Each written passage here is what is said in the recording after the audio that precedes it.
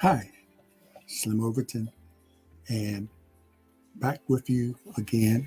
I did a video earlier. The quality wasn't that great, so I tried to come back again and see if it was a little better this time. But just wanted to come on and Slim Overton from Portsmouth Coffee Talk, and I guess you can see my co-host in the background there, Leo Drake Stitt, and Thomas the Colonel Chapman, and we're celebrating Black History Month this month. But I also want to come on and talk about Heart Health Awareness Month, which we're experiencing now. And it's very important to me. I guess many of you know now, or those who don't know will know, that I am a heart transplant recipient. And it started this month. It will be 8 years since that life-saving operation took place at Norfolk Centura Hospital. Just want to come on and make sure that we are all aware as we celebrate our Black history. Know that in our history also, there's health issues that we all should be aware of as far as in our families. That goes all the way back to slavery and maybe beyond because of our conditions. A lot of it's caused by our conditions over the years and has set in to our families in the form of high blood pressure, heart disease, and many other things that we are predisposed to. One of the things that I had to deal with was heart failure, which I didn't realize that I was having that until one time. I guess at that time I was in my mid 40s and I started having trouble breathing and being able to walk for a long period of time without getting tired or having to sit down. And at 40 something years old, that wasn't something I was used to.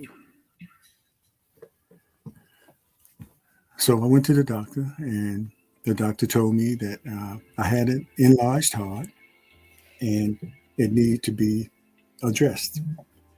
And because I was there early, it could be addressed.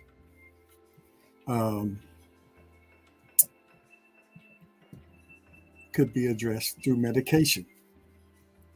And so, excuse me, I'm trying to, okay. So I took the medication, but I didn't take the doctor's advice that well because I felt like I was young. I was still playing pickup basketball from time to time. That I just take the medicine and continue to do what I was doing. I was a long time smoker, a habit that I started in college in the 70s. And so I continued that along with drinking, sociably, of course. At least it started out that way. So by not taking that seriously at the time, by the time 1999 came down, my symptoms got worse, much worse. And I was working at the time, full time. I was working at Nordstrom. Nordstrom had just entered into the market here in Hampton Roads. And I was hired that first year. And for the first maybe 9, 10 years, well, up until about 12 years being there, everything was all right with the occasional going to the doctor or the symptoms of what became heart failure. Went to the doctor and they had to they acknowledged that I had some issues with my heart and wanted to keep tabs on it. So they put up a defibrillator in there. And just in case I had some issues, the defibrillator would restart my heart. That was the purpose of being there.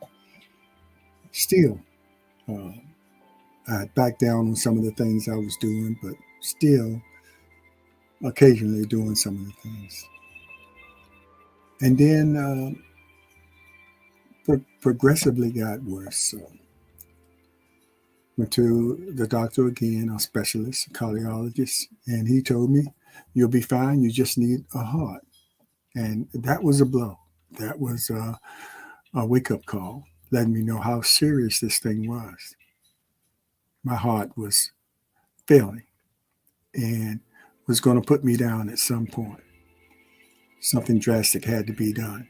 So being hospitalized and being put on the wait list for a donor heart, which can take a while depending on your situation, because a lot of things have to match up: blood type, height, weight, and things like that for the right heart to be available. And many people, thousands, hundreds of thousands of people on that list every year. So you have to be has to be almost a miracle, or you're very lucky to receive a heart or that falls in the category that you needed. So they couldn't wait. They had to put the LVAD in me, which was a left ventricle assisted device, which they attached to your heart, which the left side was failing, to keep you alive until a heart was found. And I got pretty healthy with that thing. Gained weight back, which I had lost. Was doing everything I wanted to do, just had the restrictions of carrying a bag with batteries and a generator that kept my heart going. It was a motor, really, that kept my heart going. So that was fine for a while until that went bad and they had to do another open heart surgery. To put it in, they have to perform open heart surgery to put another LVAD in there because I was still waiting to be moved up on that heart donor list. And I wasn't moving because I was pretty healthy with the LVAD. And people who were sicker were put ahead of me, of course, and I had no problem with that.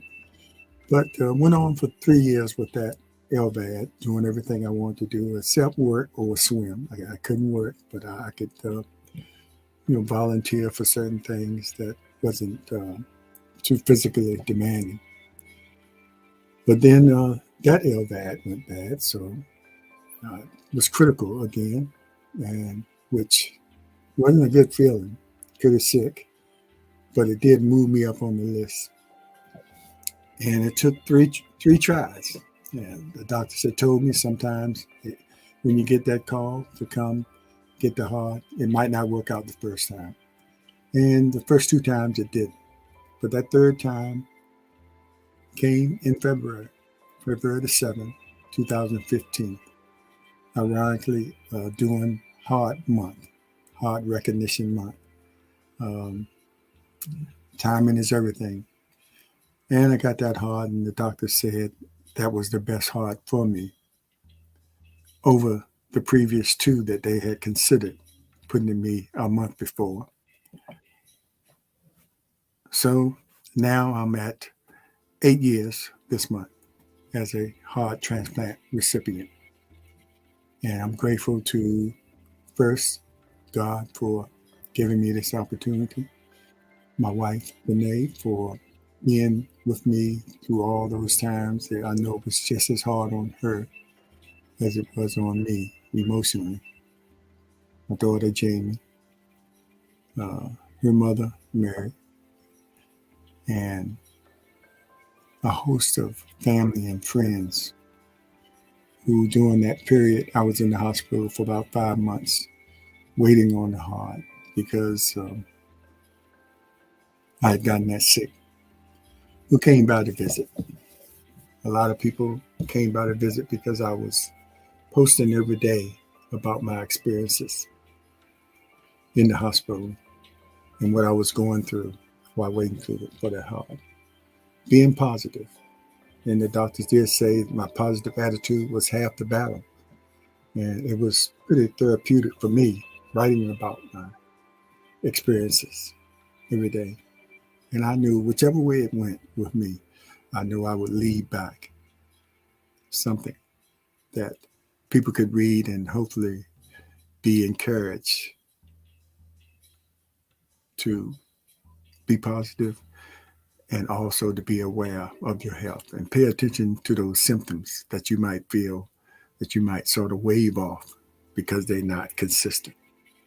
But at some point, they will be consistent. So pay attention, men and women, especially in the African American community, because heart disease is ranking high up there, behind cancer, certain kinds of cancer with African Americans.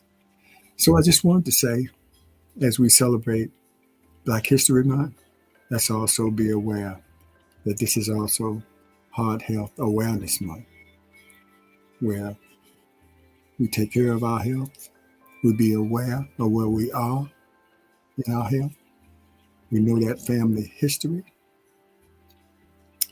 and we appreciate the people who are donors and become a donor. Sign that card, sign your license to become a donor, because at some point when you no longer need it, or someone in your family no longer needs their heart because of unfortunate circumstances, it might give life to several other people. So be an organ donor. Surely it saved my life. And I just like to say, I appreciate the extra time I've been given. 8 years ago could have been the end of my life. But I'm here to continue. And now I dedicate my time to sharing information about health, heart health, health in general, and other subjects with the Portsmouth Coffee Talk channel we have here on YouTube and Facebook. So join us every Monday and every Thursday as we bring you informative subjects as well as professional guests to help us with those subjects.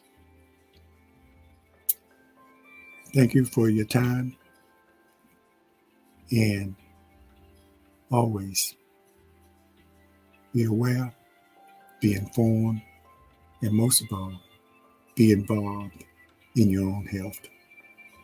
Take care. God bless you all.